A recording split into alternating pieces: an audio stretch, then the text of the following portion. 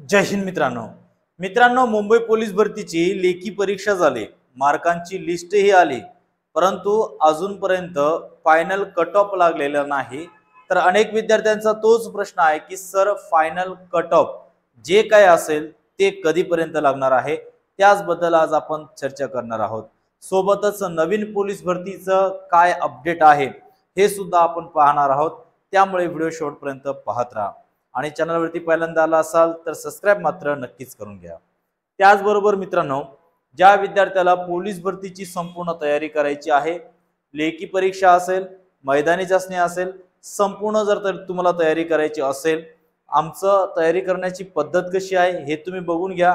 यासाठी आजच उमंग career academy Thane या ठिकाणी भेट द्यायची आहे आणि येणाऱ्या पोलीस भरतीची संपूर्ण तयारी करू शकतात। त्यासाठी स्क्रीनवरती जो नंबर दिसतोय या नंबरवरती तुम्हाला संपर्क करायचा आहे। तर बघा, आजचा जो काही महत्त्वाचा विषय आहे त्या विषयावरती आज आपण चर्चा करणार आहोत, ते म्हणजे मुंबई पोलीस भरतीचं फायनल रिझल्ट कधी लागेल। बघा, एकंदरीत मुंबई पोलीस भरतीचं ज्या वेळेस मार्कांची लिस्ट आली त्याच्यानंतर अनेक व्हिडिओ तुम्ही बघितले असेल, त्यामध्ये फायनल मेरिट किती लागेल इथपर्यंत मुलांना सांगितलेलं आहे। परंतु अजून सुद्धा काही मुलं असे असतील ज्यांना थोडीशी उमेद आहे। आता जे YouTube वरती किंवा इतर शिक्षक जे काही मेरिट लिस्ट सांगतायत की एवढी मेरिट लागेल तेवढी मेरिट लागेल, त्याच्यापेक्षा 1-2 मार्काने कमी राहिलेल्या विद्यार्थ्यांना अजून सुद्धा अपेक्षा आहे की नाही आपलं तरी सिलेक्शन होऊन जाईल। आणि मला पण तेच वाटते, ज्या पद्धतीने यूट्यूबर्स किंवा इतर शिक्षकांनी मेरिट लावली आहे त्यामध्ये 19-20 होऊन थोडाफार एखादा मार्काने मेरिट आणखी कमी होऊ शकते आणि यामध्ये त्या विद्यार्थ्यांचा फायदा होईल। सोबतच मित्रांनो, जर तुम्ही चुकून वेटिंग मध्ये लागलात तरी तुम्हाला टेन्शन घ्यायचं नाहीये, कारण तुम्ही जर वेटिंग मध्ये लागलात तर तुमचं सिलेक्शन 100% MSF मध्ये आहे। म्हणजे पोलीस भरती देण्याचा एवढा फायदा आहे, जर इन केस काही कारणास्तव तुम्ही पोलीस होऊ शकले नाही तर तुम्हाला इतर ठिकाणी सुद्धा चान्स मिळतोय, ती मोठी गोष्ट आहे। त्याच्यानंतर आपण बघूया फायनल रिझल्ट कधी लागेल। बघा, तसं बघायला गेलं तर आतापर्यंत फायनल रिझल्ट लागायला पाहिजे होता, कारण जोपर्यंत फायनल रिझल्ट लागत नाही तोपर्यंत मुलांना पुढची हालचाल करायला भेटत नाहीये। तर फायनल मेरिट बघा आज ना उद्या लागणार, म्हणजे जर आपण बघितलं ऑफिशियली माहिती तरी येत्या 2 दिवसामध्ये फायनल रिझल्ट लागून जाईल आणि कोणाचं भविष्य कोणाचा याच्यामध्ये ज्याच्या अनेक लाखो विद्यार्थी याच्यामध्ये स्वप्न बघितलेले आहेत त्यांची स्वप्न पूर्ण होतील। फक्त एवढ्या 2 ते 3 दिवसामध्ये फायनल कट ऑफ लागून जाईल आणि फायनल कट ऑफ लागल्यानंतर दूध का दूध पाणी का पाणी होऊन जाईल आणि मुलांचं सिलेक्शन सुद्धा होऊन जातील। त्याचबरोबर मित्रांनो, जी काही नवीन पोलीस भरती आहे, आता जी काही नवीन पोलीस भरती आहे ती सर्व पोलीस भरती मुंबई पोलीस भरतीवरती डिपेंड आहे आणि त्याचबरोबर जे काही पुण्याला कारागृहाचं ग्राउंड चालू आहे त्याच्यावरती डिपेंड आहे। कारण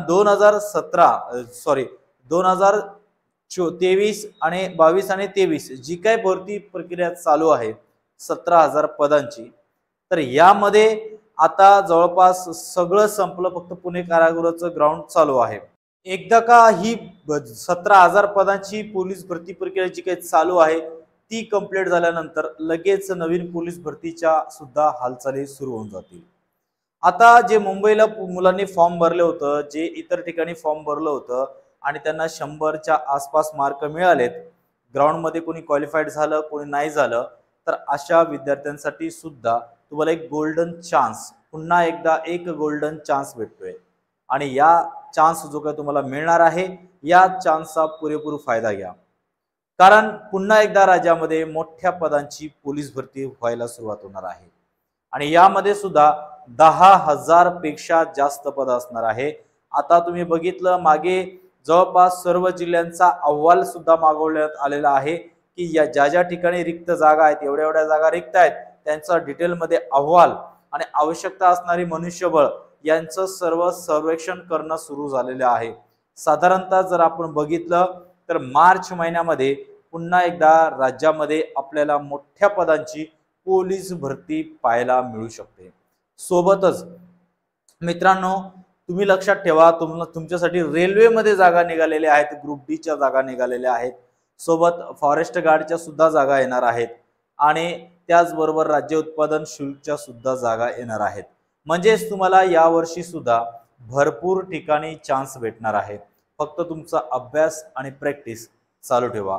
लक्षात ठेवा मित्रांनो, जे विद्यार्थी यावर्षी 2-2 4-4 मार्काने राहिले असेल त्यांनी आपल्यामध्ये चुका शोधा। दुसऱ्यांच्या चुका शोधू नका किंवा गव्हर्नमेंटच्या चुका शोधू नका। तुमच्या स्वतःमध्ये चुका शोधा की नेमकं तुमचं यावर्षी काय चुकलं। तुमच्या बरोबरचे मुलं पोलीस झाले, तुम्ही का होऊ शकले नाही? अभ्यासामध्ये कमी पडलात तर कशामध्ये कमी पडलात? कोणत्या टॉपिक मध्ये कमी पडलात? आणि जर तुम्ही ग्राउंड मध्ये कमी पडला असाल तर ग्राउंड मध्ये काय चुका केल्या आपण? प्रॅक्टिस कमी केली, प्रॉपर डाएट फॉलो नाही केला किंवा किती वेळ द्यायचो आपण, या सर्व गोष्टींचा ॲनालाइज करा आणि आपल्या चुका पुन्हा या येणाऱ्या पोलीस भरतीमध्ये होणार नाही या गोष्टींची काळजी घ्या आणि पुन्हा एकदा नवीन जोशमध्ये, नवीन उमेदमध्ये येणाऱ्या पोलीस भरतीचा स्वागत करा आणि त्यासाठी आत्तापासूनच प्रयत्नाला सुरुवात करून द्या। तर बघा मित्रांनो, व्हिडिओ आवडला असेल आपल्या मित्रांमध्ये नक्की शेअर करा। चला तर मित्रांनो, पुढच्या व्हिडिओमध्ये भेटूया, तोपर्यंत जय हिंद।